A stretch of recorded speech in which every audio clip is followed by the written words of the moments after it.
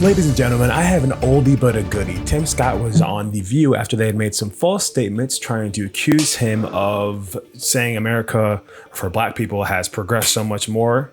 And you know how they're all trying to keep us back in chains, essentially, you know, if not physically, mentally, because they want to act as if we're systemically oppressed. And there's no way we can make it in this country. And let's just yell and scream and get upset because that's the solution. It provides no results. It just garners anger and frustration and irritants towards people that don't look like you, because that's what they want you to do. They want us to all be divided. Anyway, Tim Scott goes on The View and he completely debunks a lot of their ridiculous claims, and it's super entertaining. We're going to get into that, but before we do, make sure to subscribe to Resistant Mainstream, because it ensures to YouTube that you are enjoying our videos, so they will continue to show up in your feed, and then it'll push it out to more people as well. I'm Tice. Let's get into this video. You have indicated that you don't believe in systemic racism. What is your definition Same. of systemic racism? Let me answer the question that you've answered. Or does it even exist in your mind? Let me answer the question this way. One of the things I think about, and one of the reasons why I'm on the show, is because of the comments that were made, frankly, on this show, that the only way for a young African-American kid to be successful in this country is to be the exception and not the rule. That is a dangerous, offensive, disgusting message to send to our young people today, that the only way to succeed is by being the exception. I will tell you that if my life is the exception, I can't imagine. But it is. But it's not, actually. It's been 114 years. Yeah, so the fact of the matter is we've had an African-American president, African-American vice president. We've had 2 African-Americans to be secretaries of the state. In my home city, the police chief is an African-American who's now running for mayor. The head of the highway patrol for South Carolina is an African-American. Still exceptions. Still exceptions? At what point is it not the exception then, Whoopi? At what point is it not the exception then, Sunny? At what point? What are we, 12 to 14% of the population? There's 300 million people in this country. At what point? When will you be satisfied with it, us not being, no longer, we're not going to be the majority? That's not possible. And honestly, if we were the majority in every single demographic whatsoever, that'd actually be kind of interesting, and almost like, what did we do to, like, it's like a control thing. I think there's something, I have a friend who was in Africa, I think somewhere in South Africa. He said there's like 10% of white people, and there was a time in history, if it's not currently, where they were like in charge of like 90% of the black people. And I don't know all the statistics on that, but that would be interesting if one small demographic was in power over everyone else. And that's not even the purpose of this thing. It's everything should be based off merit and your ability. So it's ridiculous, but all these things, these representations of prominent positions throughout our country, whether it be senator, you were the president, you're the DA, you're the whatever, but there are black people in these positions, and you're just trying to essentially say they're exceptions, nobody else can make it. That's all I hear whenever they try and diminish the accomplishments that black people have made in our country. Well, that's just them. That's what keeps you mentally enslaved, that you can't make it because everyone else who did it was just an exception. The system's against you. It wasn't against them because they're an exception. Why are they an exception? What about them made them the exception? Was it hard work? Was it discipline? Was it intelligence? Was it education? Because then that's not an exception. That's just doing the smart thing. That's life, liberty, and the pursuit of happiness. You were pursuing a better life.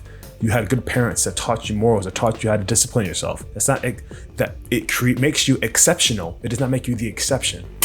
As if your skin color is what held you back or pushed you forward. That's not what it is. And it's so freaking annoying. Still the exception. Still the exception. 75, there was about 15% employment in the African-American community for the first time in the history of the country. It's under 5%. 40% homelessness. And 50% of the folks in our community get 13% of the population. You had a chance to ask the question. I know that I've watched you on the show that you like people to be deferential and respectful, so I'm going to do the same thing. That is true. So here's what I'm going to suggest. I'm going to suggest the fact of the matter is that progress in America is palpable. It can be measured in generations. I look back at the fact that my grandfather, born in 1921 in Sally, South Carolina, when he was on a sidewalk, a white person was coming, he had to step off and not make eye contact. That man believed then, with some doubt now, in the goodness of America, because he believed that having faith in God, faith in himself, and faith in what the future could hold for his kids would unleash opportunities in ways that you cannot imagine. They're still trying to act as if we are in those times. There has been no progression since then. He literally just said his grandfather or father had to go to the side of the road when a white person was just crossing, walking. We are nowhere near that. Honestly, if anything, White people have to go to the side of the road when black people are crossing, because if they don't, they're racist. Like, my goodness, there is so much privilege in being a black person. I wouldn't even be here right now, hosting on an awesome channel that likes to speak truth and expose lies. I would not be on YouTube. I would not be on Instagram. I would not be on any of these platforms with a massive followings where millions of people, billions of people have seen my face. Because if this country was so racist, especially since most people that follow me are very patriotic and love this country, just like I do, from all races, all creeds, all colors, and yes, there are a lot of white people. What do you know? A lot of white people. It's almost like they're not racist. Every kid today can look, just change the stations and see how much progress has been made in this country.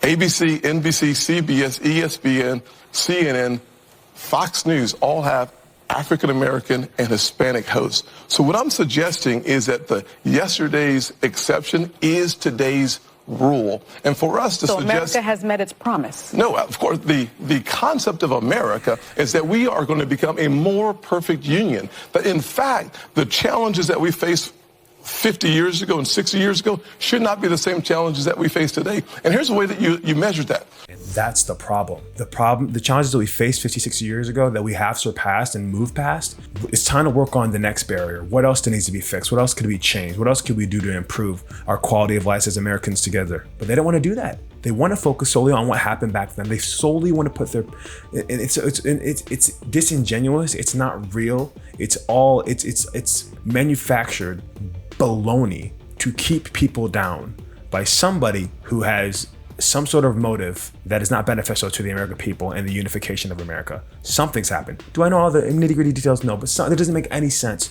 to try and create people, enslave people mentally to believe that they're in the olden days where there's just no way of getting ahead. There's still people that think redlining is a thing. There's still people that try and propagate old stereotypes that are not even practiced in this day and time. Are there racist people out there? Of course there's some racist people out there on both sides. And it's just ridiculous. The exception does not make the rule. And in this case, the exception would be the people that are racist. When my mother was born, about 10% of African Americans got a high school degree, diploma. Today it's over 90%. When you look at the income, success that we've had. That's an HBCU stat. And when his mom was in school, 10%, now it's 90%. Who cares where the stat comes from? They graduated. That's a 80% jump. My goodness. Listen, HBCUs is a good one, because one of the reasons why I took the funding for HBCUs to the highest level in the history of the country, and then I helped make it permanent, is because I believe that education is the closest thing to magic in America. So I'm about making sure that our kids have as many opportunities to succeed as possible. It's one of the reasons why I need an opportunity to succeed because I have to go to break. They're begging. They're begging. You're coming back. I'm just getting started. I believe all people can see the success that I've had. We'll be right back. Okay. She wanted so bad for this to end. He is convincing our audience. He's convincing all the 3 people that watch us on TV and the 5 people that pay to be an audience. No! He's going to make them realize that this isn't a systemically racist country and that most people aren't even racist and that it's all about the merit and the work that you put into it. Oh my goodness. Yeah, I couldn't have that happen. So, sorry, commercial break. Whatever.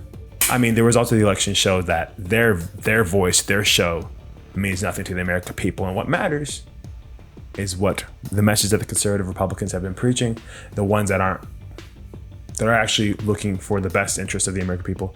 And, you know, we're going to head in a good direction. I really believe it. And I'm really excited about some of these cabinet picks. And I'm excited to see the pendulum swing and our culture change and America just thrive under this administration that will be put in place January 20th. So if you enjoyed this video, make sure that you comment your thoughts down below. Let us know if you agree with Tim Scott or Sunny Hostin. And I really hope it's not the second one. And I'll see you guys on the next one. Peace.